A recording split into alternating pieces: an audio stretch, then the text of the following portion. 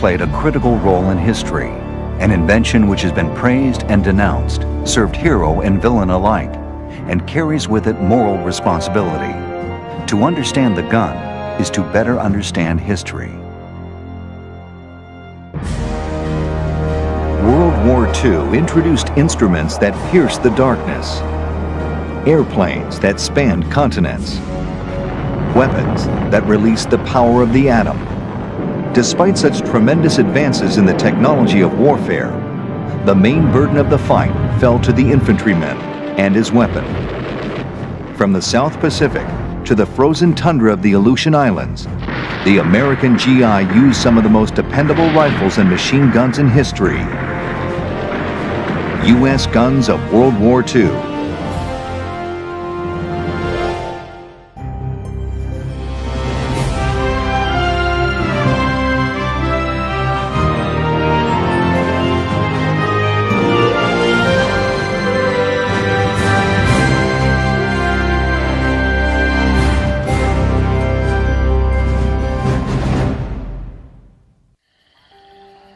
On a secluded corner of a U.S. military depot in rural Alabama stands a gray blockhouse structure, imposing if only for its anonymity. But behind these walls of reinforced concrete exists an enterprise like no other in the Department of Defense. This climate-controlled facility belongs to the center of military history. It is, in fact, the official attic of the United States Army. An attic filled with 200 years of history, 100,000 artifacts, uniforms, flags, artillery, tanks, jeeps, and 17,000 fully operational guns.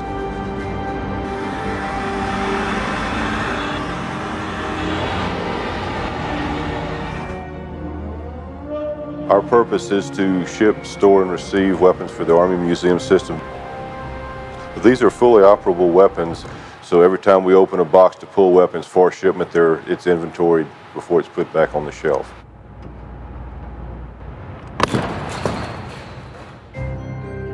These ordinary wooden crates hold extraordinary contents. Thompson submachine guns, 30 caliber and 50 caliber machine guns,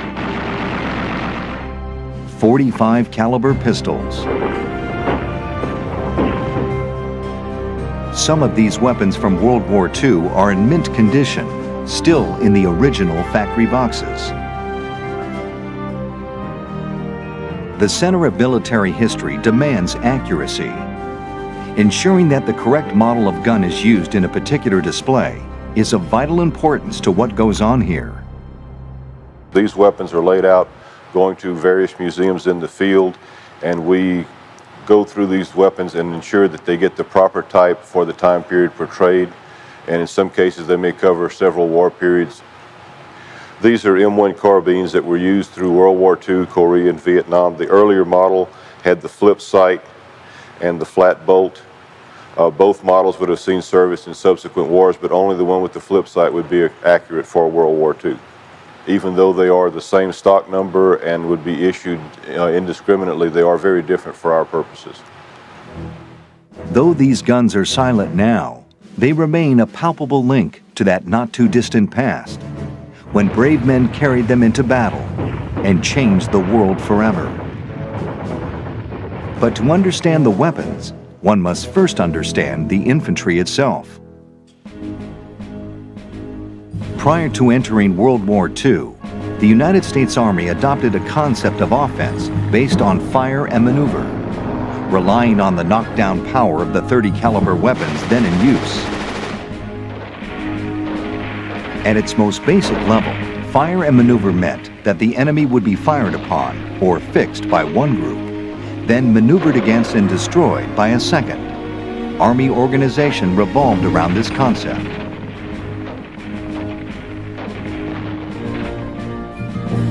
The Basic Infantry Rifle Company comprised 187 soldiers and 6 officers.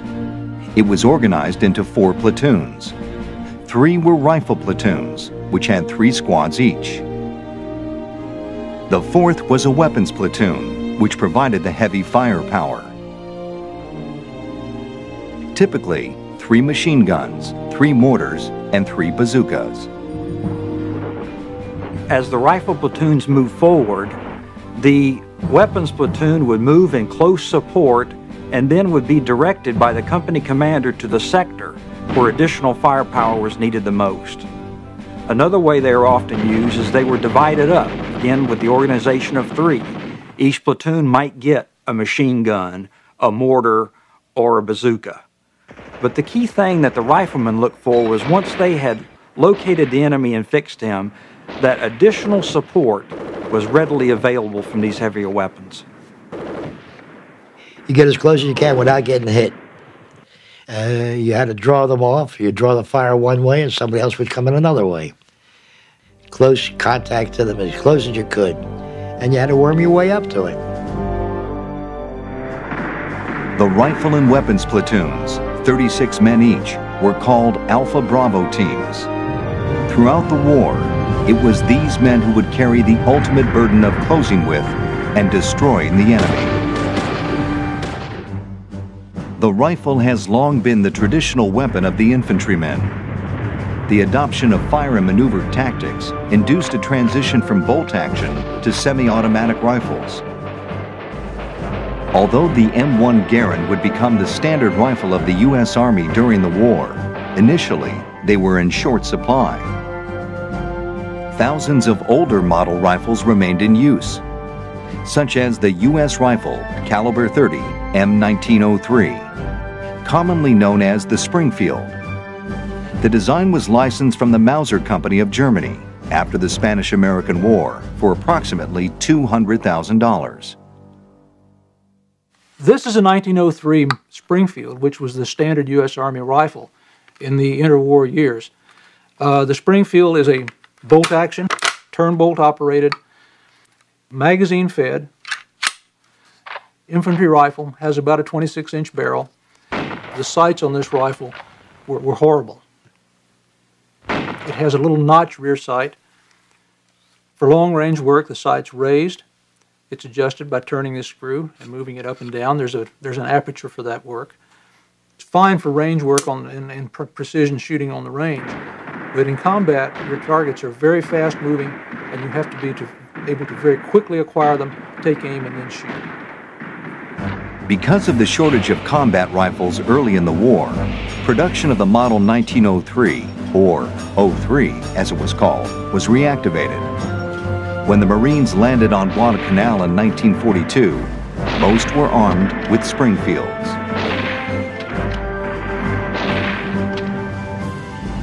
Nearly 2 years later, on June 6, 1944, Spec 5 Harry Davis stormed ashore at Normandy with the 5th Ranger Infantry Battalion.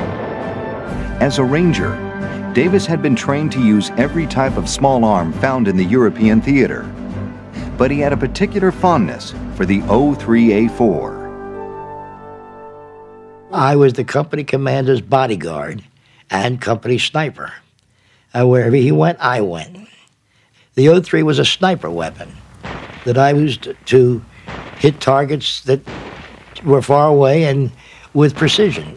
And they were very, very accurate guns.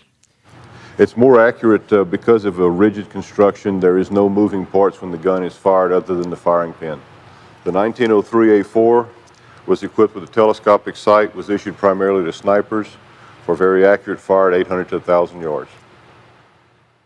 Harry Davis once employed his sniper skills to deal with German harassment from across no man's land. There was a gully between this and that, maybe about 200 yards. And there was a well there. And when we went to the well, it creaked. And every time somebody went to the well to get water, this German would fire on it and hit somebody. And I made my mind up I was going to get the guy that's doing it, or repay them back. I laid there for about 4 or 5 hours, and I saw somebody come out with a white shirt, a T-shirt, and hang his clothes on a line. A white shirt, or a white T-shirt again. And I laid there and I zeroed in with my '03 rifle. And I measured it and measured it and measured it, and lo and behold, he came out to get his shirt off the line, and I fired. We didn't have any problems with the well anymore. The Springfield remained in service as a sniper weapon throughout the war, but the next generation infantry rifle was already in production. In 1937, after a decade of development, the U.S. Army had officially accepted the gas-operated semi-automatic caliber .30 M1, designed by John Garand.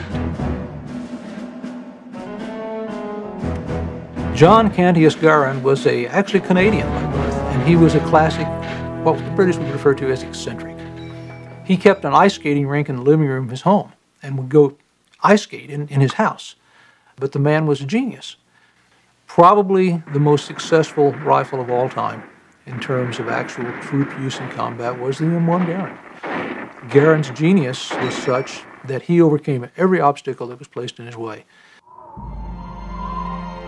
The rifle was reliable under virtually every environment into which it was subjected. I've talked to some World War II veterans from the Battle of the Bulge and Hurtgen Forest when the rifle was frozen literally, and they made the rifle go again by just urinating on it, and it was fine after that. The M1 fired an 8-round clip. A trained rifleman could empty it within 20 seconds, with unparalleled accuracy for such a high rate of fire. The reason for that was because of the gas system of the M1. The gas system caused the recoil to be softened, and as a consequence of that, it lessened muzzle rise. The rifleman was able to get his follow-up shots off much more quickly than he could with a bolt-action gun. For one thing, with a bolt-action gun, between each shot you're having to work that bolt. You have to get your face up out of the way, you lose your sight picture, you lose your position. But in the end, a weapon was only as effective as the man who carried it. Transforming a nation of farmers and accountants, factory workers and bus drivers into soldiers was a daunting challenge. For many young men, like Bill Reynes from Los Angeles, California, the Garand was the first rifle they had ever held, let alone fired. The Marine Corps has one particular way of training you to fire. The 4 basic positions was the prone, the kneeling, the sitting, and the standing. And we would go through these 4 positions over and over and over. But hours spent on the rifle range did not necessarily translate into combat effectiveness. Sometimes, stateside procedures had to be untaught in the war zone. One of the important aspects of American training, which was criticized during and after the war, was the way that infantrymen were trained with their basic weapons. That training environment had very little to do with what the soldier faced in actual combat. In combat, there was the noise and confusion of the battlefield, terrible weather conditions, all kinds of obstructions, and the enemy made it their business not to be seen on the battlefield. The American soldier had a tendency not to shoot at something he could not see. His trainers in the States told him this was a waste of ammunition. When soldiers got in battle, the veterans told them the exact opposite. Get your weapon out. We know the enemy is in a certain location, and we as a squad, as a platoon or company, need to generate a volume of fire against this objective that will allow us to maneuver against it. So don't worry about whether you can see the enemy or not. And they told their soldiers, we can always get more ammunition. We may not be able to get more riflemen. Whatever the shortcomings of stateside training, in combat, the Garand M1 rifle was the consummate integration of technology and tactics. No less an authority than General George S. Patton III called the M1 the greatest battle implement ever devised. It was a sentiment endorsed by the millions of infantrymen who carried it into combat. The submachine gun, although used by the Germans in World War I in limited numbers, came to prominence as a combat weapon in the next Great War. Using small caliber pistol ammunition, the submachine gun combined the machine gun's high volume of fire with the mobility of the rifle, at the expense of range and accuracy. At the end of World War I, the U.S. Army showed little interest in pursuing the concept. It fell to one man, retired Army General John T. Thompson, to develop and promote the trench broom gun for close combat. Thompson later changed the name to submachine gun, which meant any small automatic firing weapon chambered for the .45 caliber automatic Colt pistol, or ACP. The Tommy gun, as it became known, first sold in quantity to the civilian market as the Model 1921. It gained notoriety during the Prohibition era as the preferred weapon of the mob. The Thompson's early association with the gangster element poisoned relations with the military. Finally, in 1927, the U.S. Marines obtained several hundred of the weapons and used them to good effect in the jungles of Nicaragua, subduing Sandino guerrillas. The Navy Department officially adopted a modified Thompson submachine gun in 1928. The rate of fire was reduced from 800 to 600 rounds per minute. The Cutz compensator, which lessened muzzle climb by deflecting the blast, was standardized. This is the Model 1928 Thompson submachine gun. It's a full automatic .45 caliber weapon. This particular model has the Cutz compensator, can fire the 50-round drum magazine or 30-round box magazine, and has a multi-piece bolt. The sights on the weapon are very intricate and be used minutely. These were first purchased by the Post Office and later used by the Marine Corps in the Caribbean. With Europe on the brink of war, the U.S. Army finally placed an order for over 20,000 guns. It became abundantly clear that we needed submachine guns. And the only thing we had was the Thompson. The Thompson was a very complicated submachine gun to manufacture. The Thompson was redesigned in 1941 to simplify production and reduce costs. The following year, it was standardized as the M1 submachine gun. The later model M1 and M1A1 don't have the Cutz compensator, fire only from the box magazine, and have a very simplistic sheet metal sight.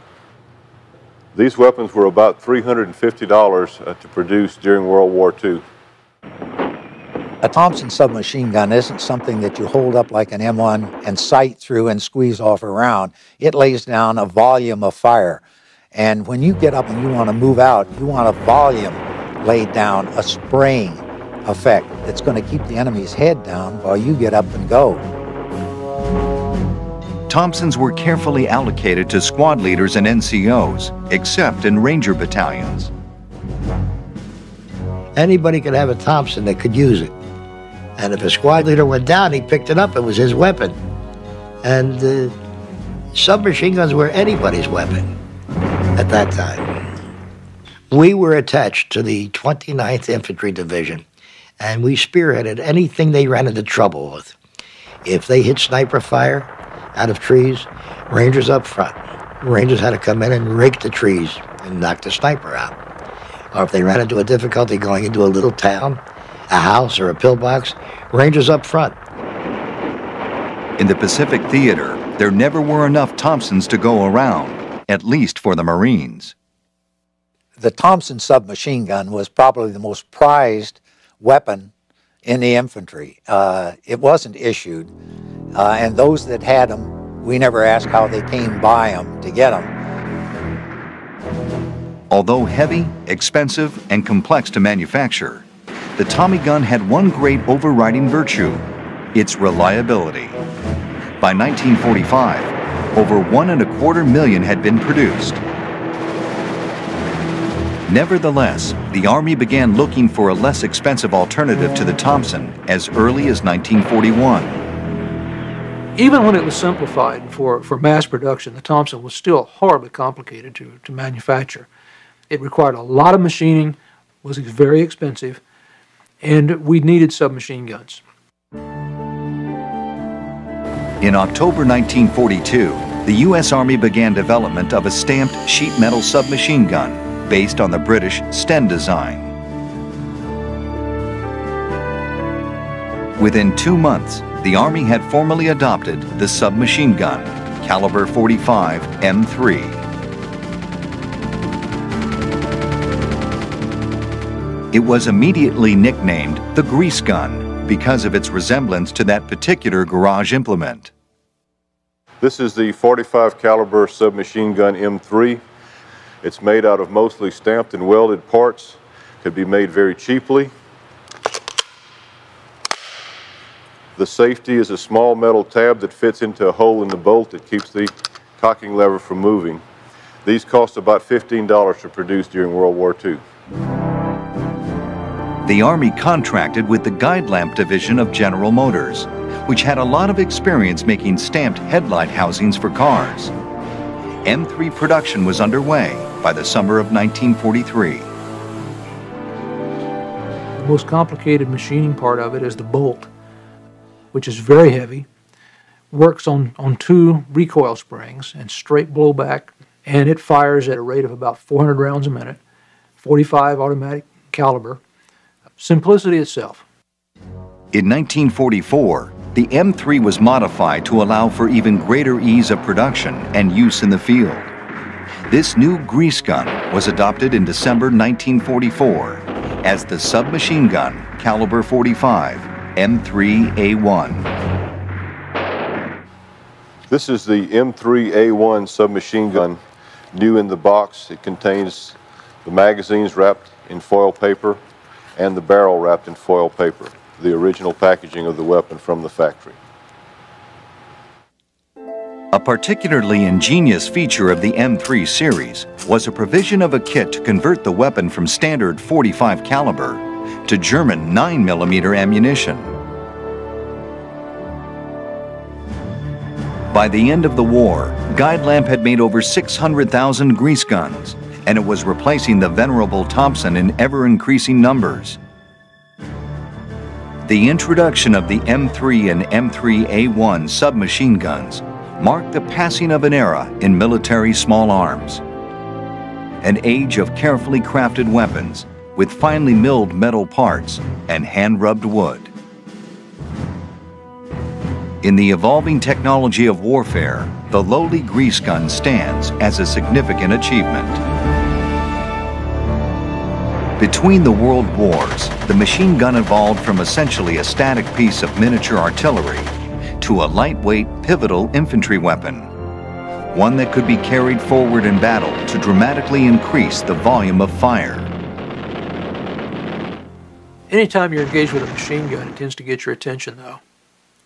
And you can always tell which direction the bullets are coming from. One man, John Moses Browning, was responsible for essentially all machine guns used by American infantry troops in World War II. Years earlier, the Army had accepted the Browning machine rifle Model 1918. The BAR, as it became known, entered production too late to be a factor in World War I. But the U.S. Army used it as the squad-level automatic weapon well into the 1950s. This is a Browning automatic rifle, a .30 caliber light machine gun, brand new in the box. It was produced by Northeast Small Arms Company and has never been issued.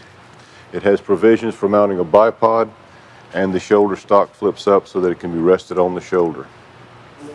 The only material differences between the World War I and the World War II weapons were the bipod and the shoulder stock. Both weapons saw service in World War II. The Browning automatic rifle was designed originally as an individual weapon, but it was so heavy, 20 pounds, that it became used as what's called today a squad automatic weapon, or a light machine gun. The BAR was beautifully crafted, with a massive receiver machined from a solid block of steel. It could be fired from the shoulder or hip, or after 1937 from a prone position using an attached bipod.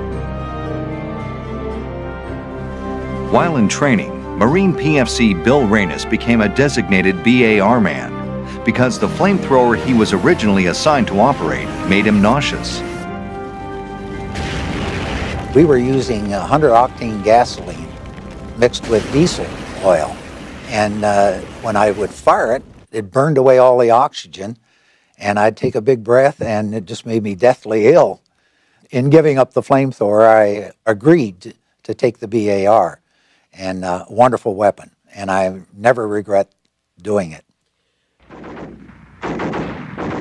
The BAR had a lot of knockdown power. It was meant to make the bad guy put their heads down while the other parts of the squad maneuvered against them. It would fire 20 rounds where your M1 was only 8 rounds.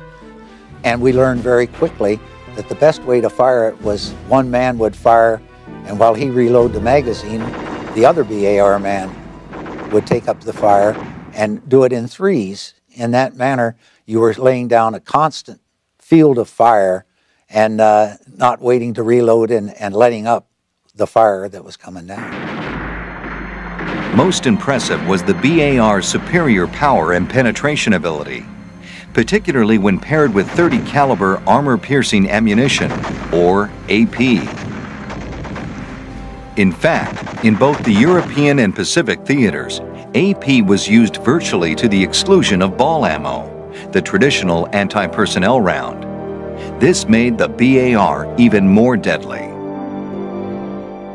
It was firepower. It was good firepower.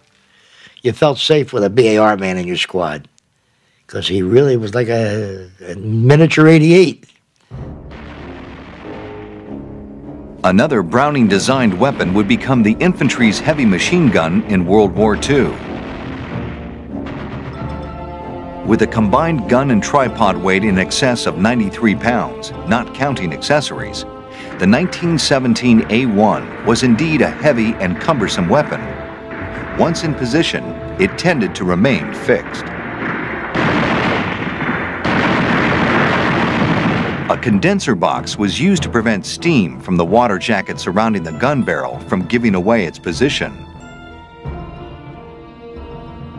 A sustained rate of fire of 450 to 600 rounds per minute compensated somewhat for its lack of mobility. From fixed defensive positions, the 1917 A1 Browning was unsurpassed for laying down fields of interlacing fire for maximum effect.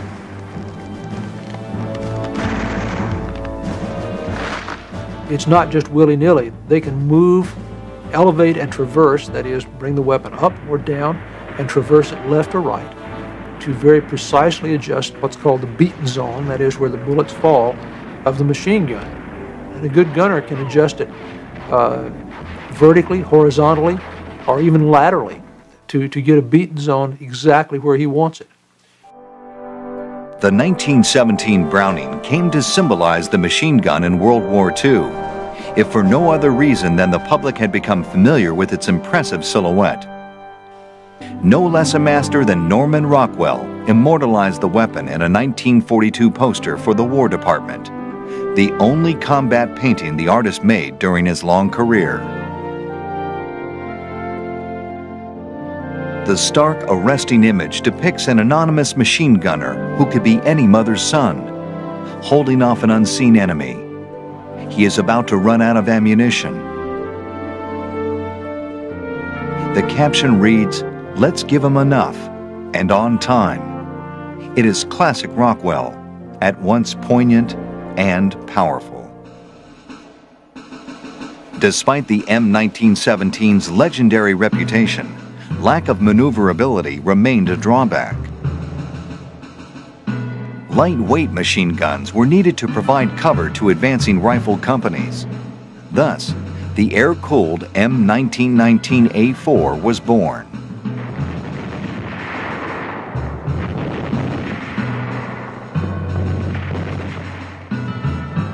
The gun and its tripod together weighed approximately 45 pounds. half that of the water-cooled M1917.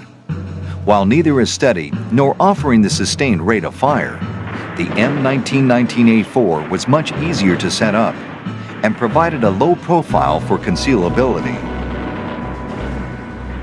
This configuration is the 1919A4E1, which is used in tanks as a coaxial machine gun. The cocking handle is to the rear to allow cocking in the confines of a tank. And this is the 1919A6 machine gun, which features a bipod and a shoulder stock and is more portable than the 1919A4. Covering fire from .30 caliber Brownings allowed Bill Reynes and his Marine squad to move forward over the black volcanic sand of Iwo Jima in February 1945. The machine guns were great. You know, they were wonderful to give us support to move up, and then we could hold the line while they moved up and took on new positions. The air-cooled seemed to be the best weapon. It was light, it was mobile, it was easy to carry. 3 men would operate a gun, had a gunner, assistant gunner, and an ammo carrier. So the 3 would operate a gun very easily. By and large, the machine guns employed by all sides during World War II were chambered for .30 caliber rifle ammunition or its equivalent. The United States, however, also fielded the heavy Browning .50 caliber machine gun. John Browning, again, essentially scaled up the 1917 and designed what became known as the M2 machine gun. Short of cannon fire, the brutal impact of the M2's big bullet was without equal during the war. The .50 caliber bullet primarily is an anti-materiel weapon. It'll take down walls, it'll take down light armored vehicles, it'll take down aircraft. It's just a very, very potent weapon. The M2 was and remains the most widely used of Browning's machine guns. It was placed on tanks and half-tracks. Army and Navy fighter planes used them as offensive armament, while B-17 and B-24 bombers carried as many as 12 M2s for defense against enemy fighters. We used to call it Ma Deuce, M2. Ma Deuce because Ma Deuce got everybody's respect. And there's not much arguing with Ma Deuce either. When the M2 machine gun was introduced, the standard service rifle in the United States was the M1903 Springfield. We've gone through the M1, the M1 Garand, the M14, and now we're into the M16. And the M2 is going to be around for a lot longer.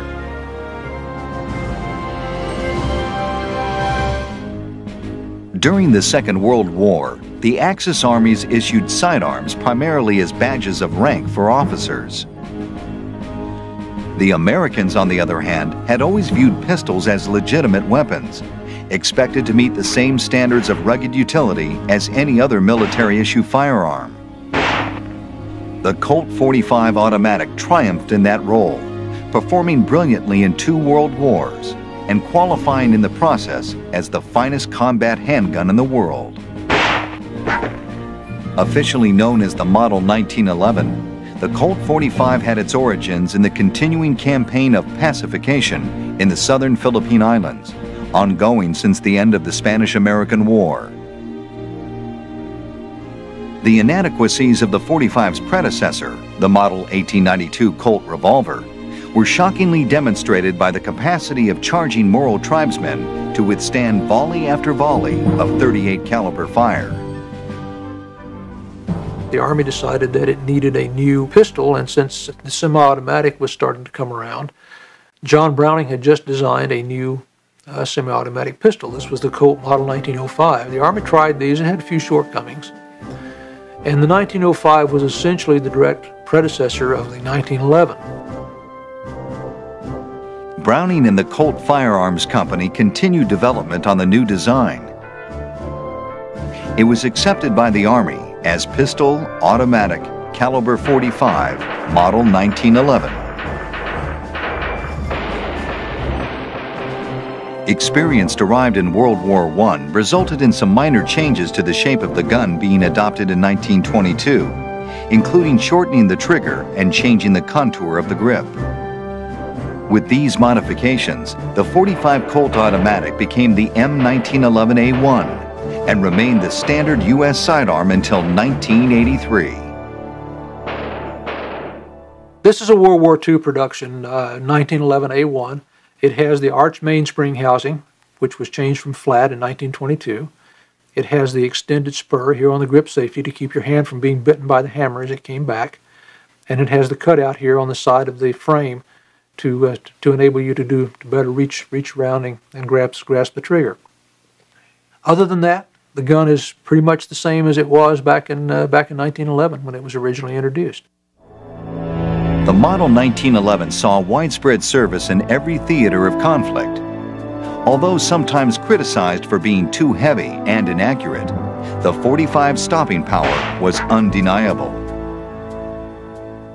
The pistol is as accurate as the person who's shooting it. A lot of the inaccuracy stories came from the 60s, when the .45 pistols that were then in service with the U.S. military had been around since World War II and are basically worn out. It's an accurate weapon if you use it right. One of the most important things in combat firing is the correct grip on the gun stock. The way you're supposed to fire a .45 is not just draw it like from the hip and shoot it, because it has an awful kick, and you come down on your target with a .45, and you can't miss.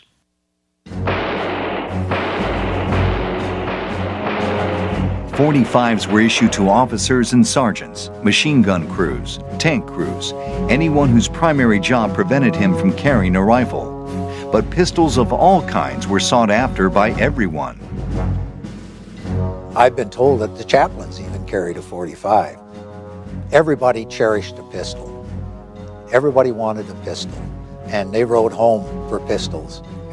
But pistols were great. We had a .38 caliber Smith & Wesson that was carried by our guide sergeant in my platoon, and it was passed down through 8 or 10 men. As one would get hit, wounded, or would be killed, it would come down to somebody else. And that went through 10 hands before the campaign was over. The value of that pistol came to light at night when you were dug in, to be able to lay there and feel the security of that pistol in your hand, that if somebody climbed up to your hole and tried to get in, you had something that you very quickly could defend yourself with.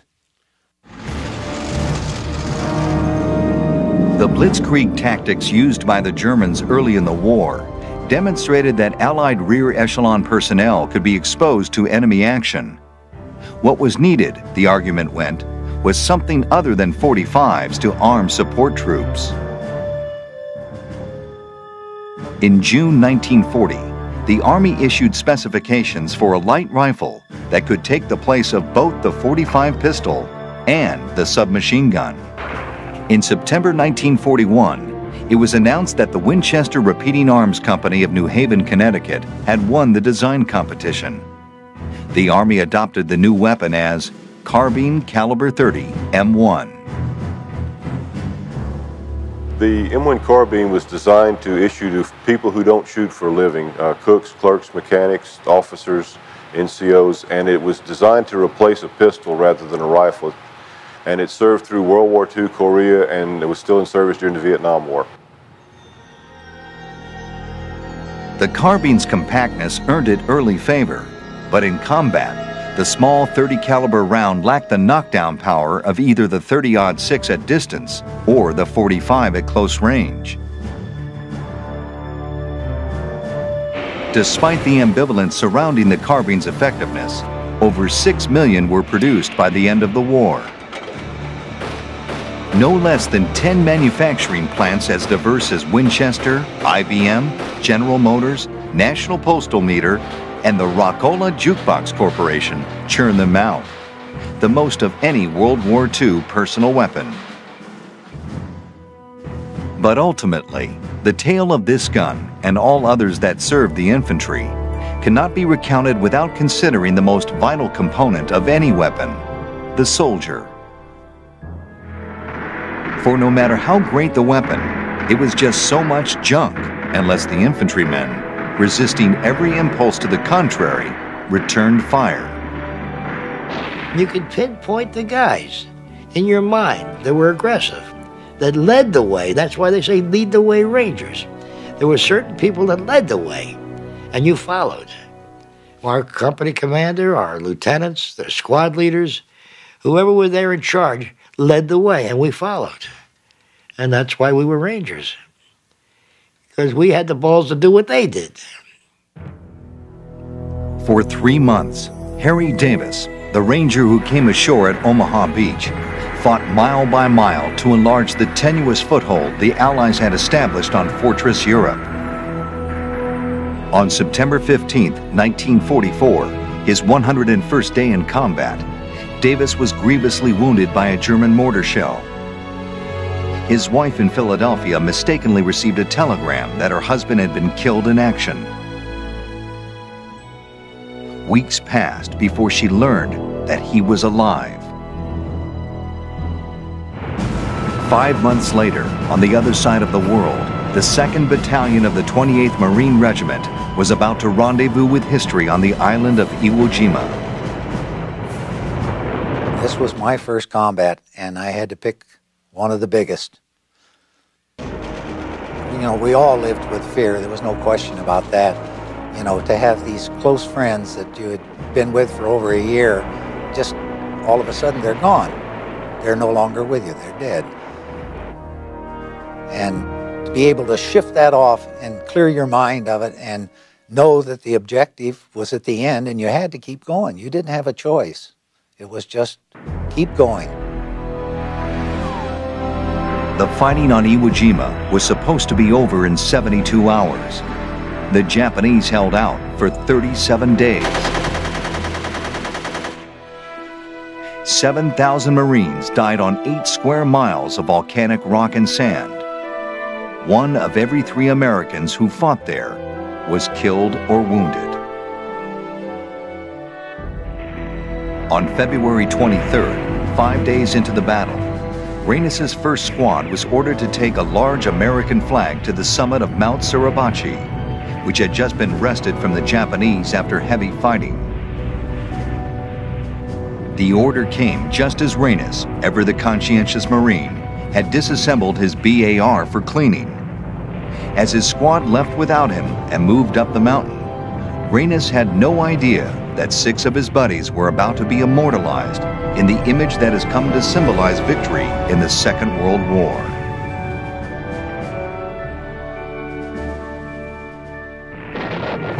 On the 2nd of March, 1945, 9 days after the flag raising on Mount Suribachi, PFC Bill Reynos was hit in the chest by mortar shrapnel.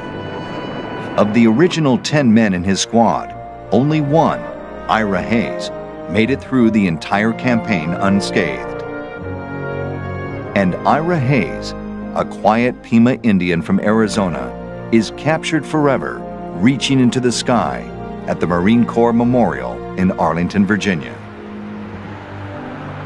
You know, that's one of the most outstanding things in our capital, is to be able to go there and stand and look up at that beautiful bronze statue and see it. But it's hard for me to stand there and look at it without thinking of Mike Strank, Frank Sousley, Harlan Block, Ira Hayes, John Bradley, because I was so close to them. All 6 of those men are gone now. The American infantryman in World War II fought with a great confidence that he had the entire backing of the arsenal of democracy. He saw huge air armadas overflying him on the way to Berlin to pound the enemy's homeland. He knew a tremendous logistical force was in place to support him. He knew that a great American Navy controlled the Atlantic and Pacific. But despite all that, the infantryman realized that the ultimate job of closing with the enemy and destroying them and getting to Berlin and to Tokyo ultimately fell on his back. And the fact that they did this with the weapons that they were provided, the tactics in which they had trained, and that they did this despite taking very heavy casualties, is a great tribute to the American fighting man.